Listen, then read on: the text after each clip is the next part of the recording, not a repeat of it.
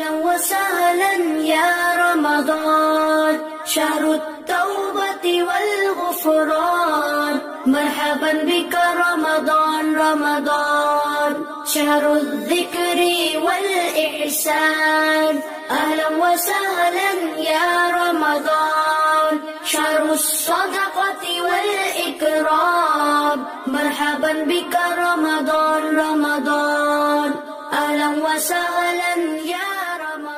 Bismillahirrahmanirrahim. Assalamualaikum warahmatullahi wabarakatuh. Alhamdulillahirabbil alamin. Alhamdulillahilladzi hadana lihada wa ma kunna linahtadiya laula an hadanallah. Asyhadu an la ilaha illallah wa asyhadu anna Muhammadar Rasulullah. Rabbi shrah li sadri wa yassir li amri wahlul 'uqdatam min lisani yafqahu qawli. Amma ba'du.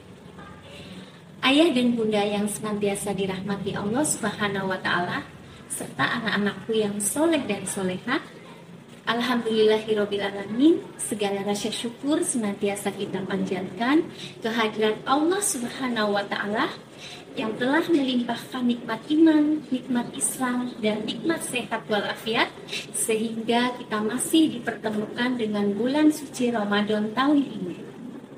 Salawat serta salam senantiasa kita curahkan kepada suri tauladan kita Nabi besar Muhammad Sallallahu Alaihi Wasallam, kepada keluarganya, sahabatnya, serta umatnya yang senantiasa istiqomah di jalannya hingga yaumil akhir. Anak-anakku yang soleh dan solehah, pada kesempatan ini Ibu akan menyampaikan materi kultum terkait dengan manajemen waktu. Islam adalah agama yang sangat menghargai waktu.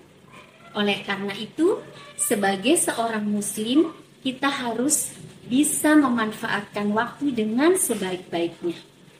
Allah berfirman dalam Quran surat Al-Asr ayat 1-3, A'udzubillahi minasyaitonirrajim. Bismillahirrahmanirrahim. Wal 'ashr innal insana lafi khusr. Demi masa, sesungguhnya semua manusia berada dalam kerugian. Lalu, siapa yang tidak berada dalam kerugian? Illallazina amanu wa amilus solihati wa tawassaw bil haqq wa tawassaw bis-sabr. Kecuali orang-orang yang beriman dan mengerjakan amal saleh dan saling nasihat menasehati supaya mentaati kebenaran serta nasihat menasehati supaya menetapi kesabaran. Mereka itulah orang-orang yang tidak akan merugi.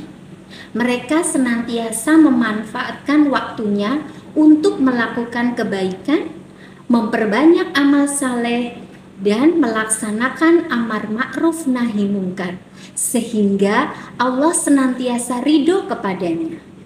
Waktu adalah hal yang paling berharga yang kita miliki di dunia ini.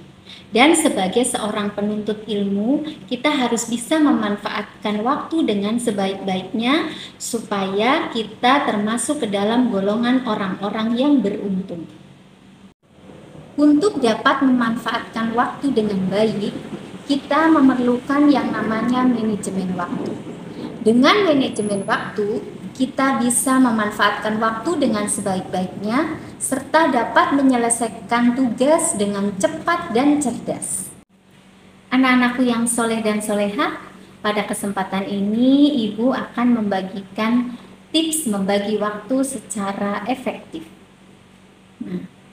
Supaya kalian bisa membagi waktu secara efektif, ada beberapa tips yang dapat kalian terapkan. Di antaranya, yang pertama, identifikasi peranmu.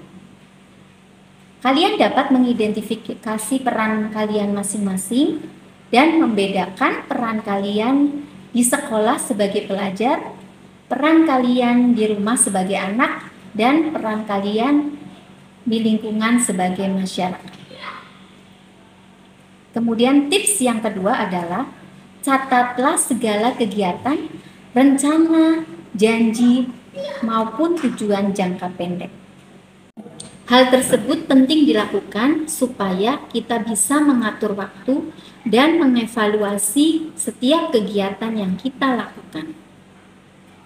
Tips yang ketiga adalah membuat skala prioritas. Skala prioritas dibutuhkan untuk memilah mana kegiatan yang penting, mana kegiatan yang kurang penting, dan mana kegiatan yang tidak penting. Kemudian tips yang keempat adalah tentukan target waktu.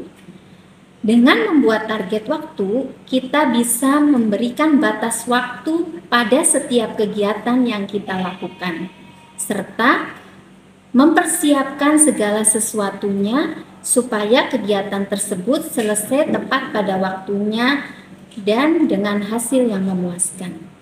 Kemudian tips yang selanjutnya adalah yang kelima, buatlah jadwal kegiatan harian.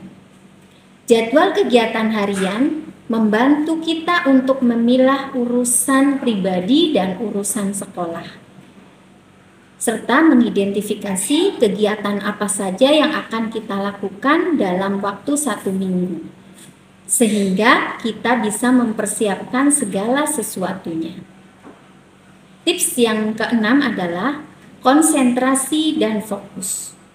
Konsentrasi dan fokus sangat dibutuhkan dalam setiap kegiatan, supaya kita bisa menyelesaikan kegiatan tersebut sesuai dengan target yang telah ditetapkan dan dengan hasil yang maksimal. Selanjutnya, tips yang ketujuh adalah istirahat yang cukup. Dengan istirahat yang cukup, maka badan kita akan menjadi sehat dan segar kembali untuk memulai aktivitas di keesokan harinya.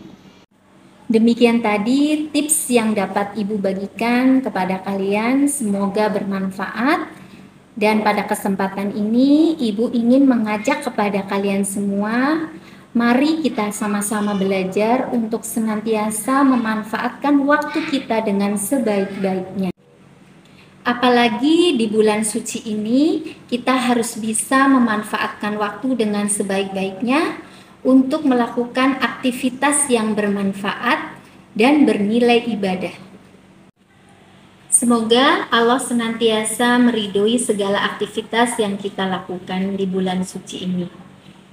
Demikian tadi anak-anakku yang soleh dan solehah, kultum yang dapat Bu Deni sampaikan.